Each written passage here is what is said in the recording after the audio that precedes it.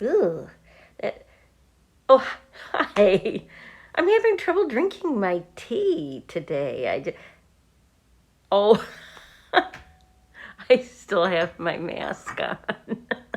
I, no, it's me, Granny Annie.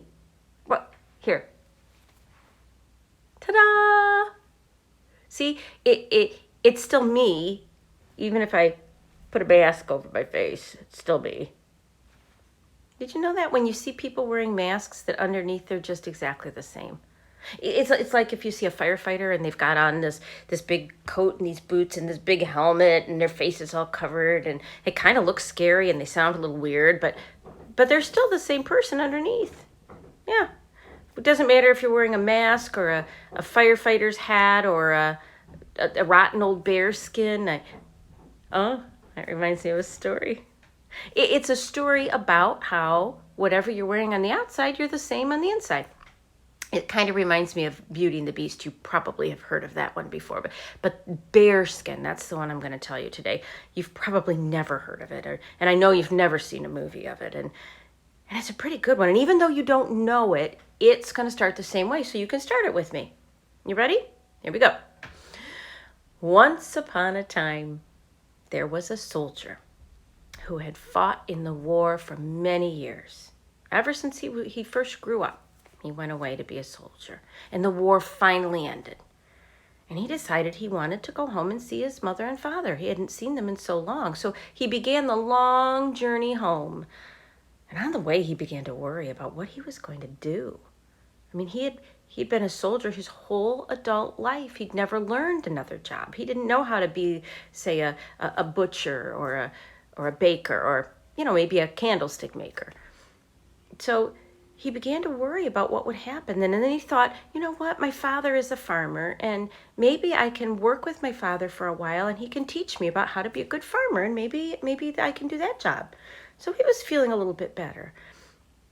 And when he finally made his way home, he hardly recognized the place. The buildings had all been destroyed, and his family had been lost long ago while he was away. So he was alone, and he was lonely, and he didn't have any way to take care of himself. Overcome with despair, he sat down on a stump in the middle of a clearing, and he put his head in his hands to think about what he could do. He hadn't been there long when there was this poof in front of him, and he looked up to see a very odd little man wearing a green jacket. And the odd little man said to him, "Oh, tell me, soldier, what is wrong?" Well, the soldier told him what was wrong, and the little man said, "Oh, you're so lucky I came along. I have a deal for you." Well, the soldier didn't like the look of this little man or the sound of this little man, but he was in big trouble, so he said he would listen to the deal. And the little man said, "I can give you a home and all of the money you will need for the rest of your life, but you'll need to prove you're worthy." "And how exactly would I do this?" asked the soldier, feeling like there was a trap coming up. "Oh, it's simple. You need to wander the world for 7 years. Well, the soldier didn't think that sounded too hard. He'd been wandering the world for more than that. "What's the catch?" "Oh, well, no catch. Only you must give me your jacket and wear my green jacket." Well, the green jacket was a nice enough looking jacket, so far the soldier could agree. "And the green jacket will always be full of gold coins when you need them." This deal was sounding too good to be true, and our soldier friend was smart enough to know that if something sounds too good to be true, it's too good to be true. "What else?" he asked. "Oh, nothing much. Only you must wear this bearskin over top of the green jacket for the whole 7 years and never take it off. And you must never bathe. And you must never cut your hair. And you must never trim your nasty nails. And you may not pray. Well, at the may not pray, the soldier knew who he was dealing with. And he said, "You, sir, are the devil." And Green Jacket said, "Oh, maybe I am and maybe I'm not. What do you think? Are you game?"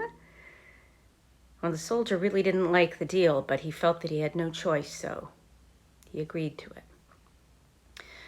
And the little devil man took away the soldier's jacket and gave him his own green one and put a bearskin over him and said, "I will see you in 7 years.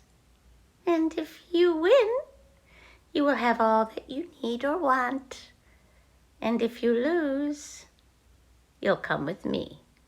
Poof! He was gone in a smell of sulfur and brimstone. Well, the soldier was determined to beat the devil. So off he started. The first year wasn't so bad. I mean, the bearskin was kind of smelly. It began to rot after a while, and it was really, really hot in the summer. But he did always have gold in his pockets, and so even though he began to smell a little funky and look a little off with his shaggy hair and his nasty nails, people would let him stay at an inn or a hotel, and they would give him food because he would give them money. After a while, he found what he missed most was not being able to pray. So he began to try to do all the good deeds he could do. It made him feel closer to God. So he used his money to help people who were poor or in trouble. And they would ask him what they could do to help him. And he would say, "If you could pray for me." And so there were many prayers going up to heaven for the man they began to call Bearskin. Well, things got a little worse as each year passed. He got smellier, and there were people who would run away when they saw him coming, and he began to be very lonely. By the 4th year, he was a sight and a smell to behold. He went to an inn and asked an innkeeper if he could stay in the barn. He knew he was far too nasty to stay in a hotel anymore. And the innkeeper said, "No, you'll scare my horses." But the soldier pulled so much gold out of his pockets that the innkeeper gave in. And he said, "Don't you come out of there and scare my guests." Bearskin agreed, and he went in and bedded down with the horses, who actually weren't that scared of him, although they didn't get any too close. As he was sleeping, Bearskin heard a sound, the sound of crying. Well, even though he had told the innkeeper he wouldn't, he crept out of the barn to see if somebody needed help. And sure enough, there was an old man sitting on the stoop of the inn, crying. Bearskin approached him, and the old man was too distraught to even run away from him. And Bearskin said, "What is it, my good man? What is your problem?" And the innkeeper said, "I've run out of money. My 3 daughters and I will not be able to stay here anymore, and we may have to go to jail. I don't know what to do. I'm too old to find another job." Bearskin said, "Well, is that your only problem? Well, I can help you." And he began to dig handful after handful of gold out of his pockets and give them to the old man. The old man was overjoyed, and he praised Bearskin, and he said, "What can I do for you?" And Bearskin said, "You could pray for me." The old man said, "I've already begun. What more can I do?" And he said, "Really, there's nothing you can do, sir, except it's so kind of you to speak to me. I'm very lonely." And Bearskin said, "I can do more than that. Come in to supper with my family." And Bearskin, for the first time in many years, was asked to come in and sit down with the family, and they had supper together. And I'll tell you, the daughters' manners, 2 of them, were not so great, but they respected their father, and they sat at the table. But the middle daughter, she was able to see past all of the funk into the soldier's eyes, and she saw that they were kind and intelligent and full of fun, and she was very polite to him. At the end of dinner, the old man looked at his daughters and he said, "Daughters, this man is lonely. Will one of you not take pity on him and marry with him and go to be with him so he won't be alone?" Oh, the eldest daughter.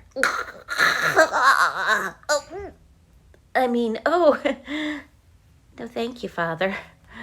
And the youngest daughter was even worse. She screamed and ran from the room.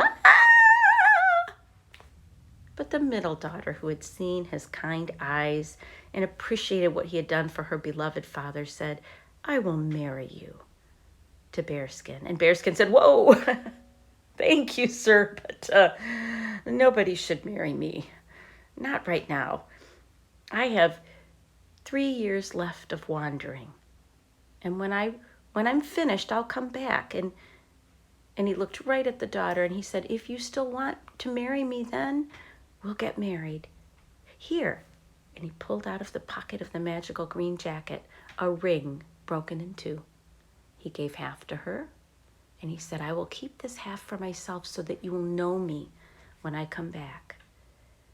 Now please pray for me each night, and thank you for your kindness. And off he went.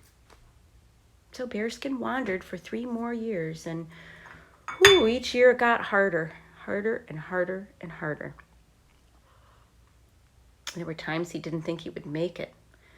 It was more difficult as he went on to get anybody to stop and even talk to him, or not to run from him before he could help them. And he was so lonely and miserable.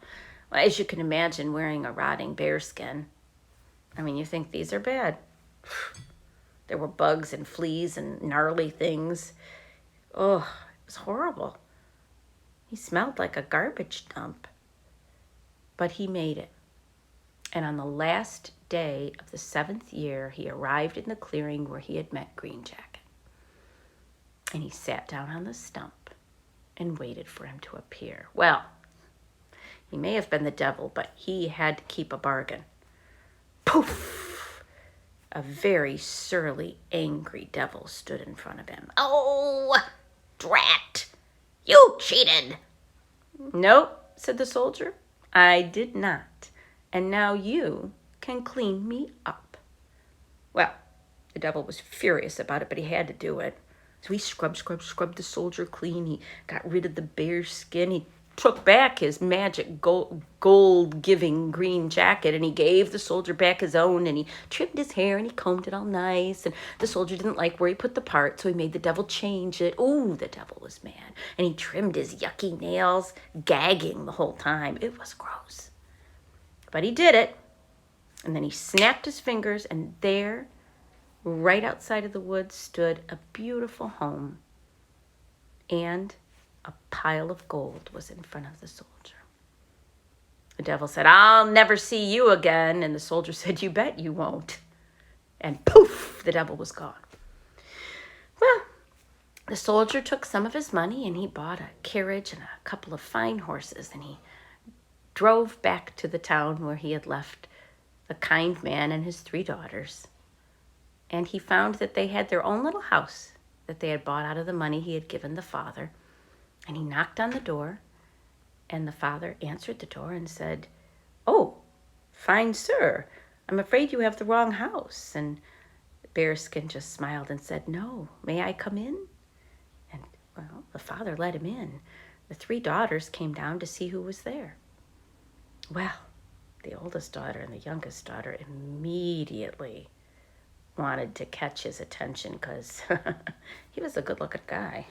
And he obviously had plenty of money. They all went in and sat down together. The middle daughter, however, didn't look up at him. She only had thoughts for her bearskin that she knew would be coming back to her soon if he had lived. So she didn't see his kind eyes. But he pulled something out of his jacket, and he leaned across and showed her that it was a half of a ring. And he said, I believe this belongs to you. And she felt on the chain where she always kept her half, and she pulled it out, and the 2 halves matched. Only then did she look at his eyes, and she knew that it was Bearskin. And he said, do you still want to marry me? And she said, I would love to marry you. I have waited for you for so long. And so they got married. And the oldest daughter and the youngest daughter learned something that day. They learned that it doesn't matter what you're covered up with. You're still the same person underneath. So, if you happen to see Granny out with a mask, you'll know it's still Granny Annie. She's just the same. Now, I'm tired. I've been trying to drink that tea for a long time before I figured out what was wrong, and frankly, it has worn me out. So you need to get out of here. Go. Go to bed. Go right to bed. It's getting late. Go. Remember,